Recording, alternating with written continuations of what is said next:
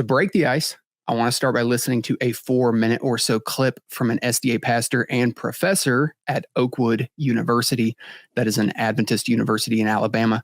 His name is Dr. Issac Olatunji, who had something to say about Catholic answers. This is from one of his Sunday law updates, which is what they hold at his church every Sunday, where he brought up an article from Catholic Answers website regarding Seventh-day Adventism. Afterward, I will have a question for you. Great. So they're quoting from the Great Controversy. Look at this. They're quoting from Great Controversy. This is a Catholic publication written by some Catholic leaders. So you asking me, have they been reached? Yes, they've been reached, brothers and sisters. They're repeating what we believe.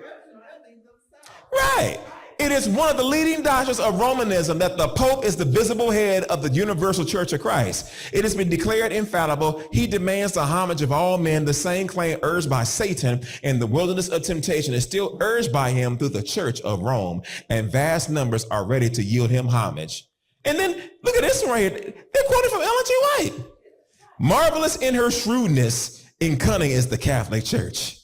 She can read what is to be. They're quoting from the spirit of prophecy, and you're asking me, has the church been reached in a meaningful way? Well, if you're quoting from Ellen White, you have been reached in a meaningful way. Evidently, somebody gave this young man a great controversy, and he was reading it. They know what we believe. So they know what we believe. They know what we believe. If it looks like a duck and quacks like a duck, it is a duck. She read what is to be. She bides her time, seeing that the Protestant churches are paying her homage in their acceptance of the false Sabbath. And let it be remembered that it is the boast of Rome that she never changes. The principles of Gregory VII and Innocent III are still the principles of the Roman Catholic Church. Man, they quoting Ellen White word for word. They just got the page wrong. Have mercy.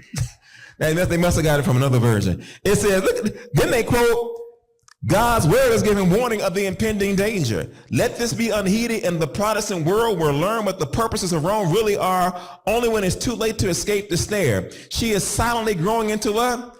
Power. Her doctrines are exerting their influence in legislative halls, in the churches, and in the hearts of men. She is piling up her lofty and massive structures in the secret recesses of which her former persecutions will be what?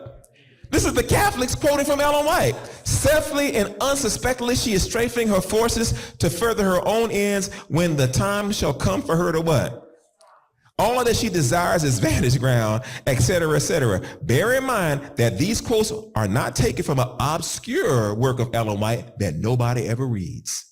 They are from what is probably her single most popular volume, The Great Controversy. And you think that the Catholic Church does not know what the General Conference is getting ready to do for the next 2 years for Great Controversy 2.0?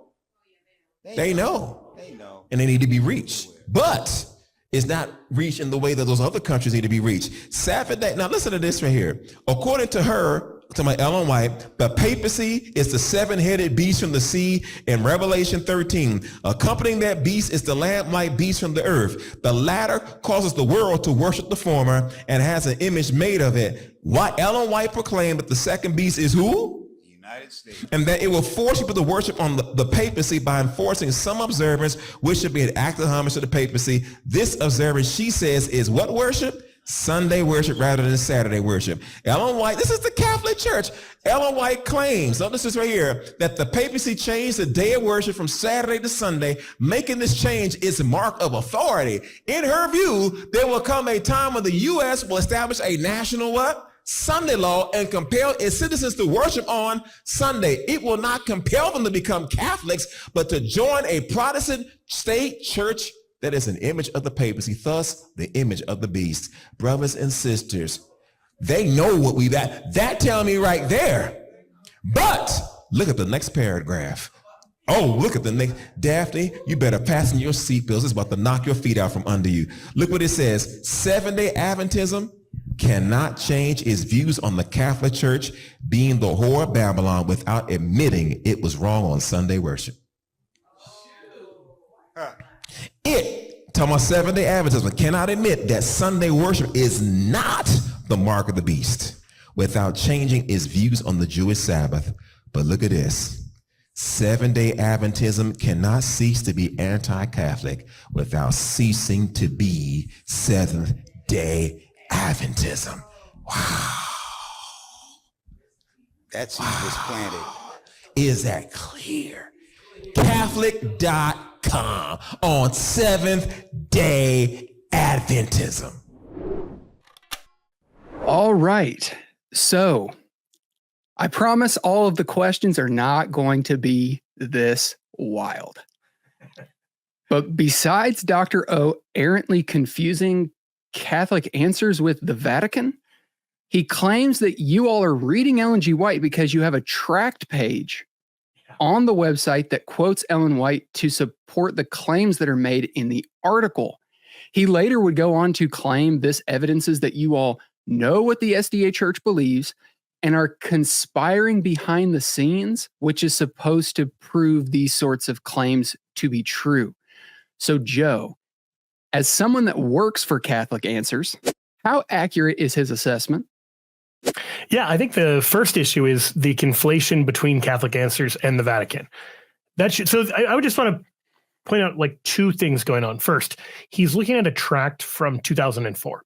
There is a 20-year-old tract on Adventism that I don't actually know who wrote it, but whoever it was did their homework and did a good job of summarizing what Seventh-day Adventists believe. And I think you get that even from his commentary on it. He says, they know what we believe.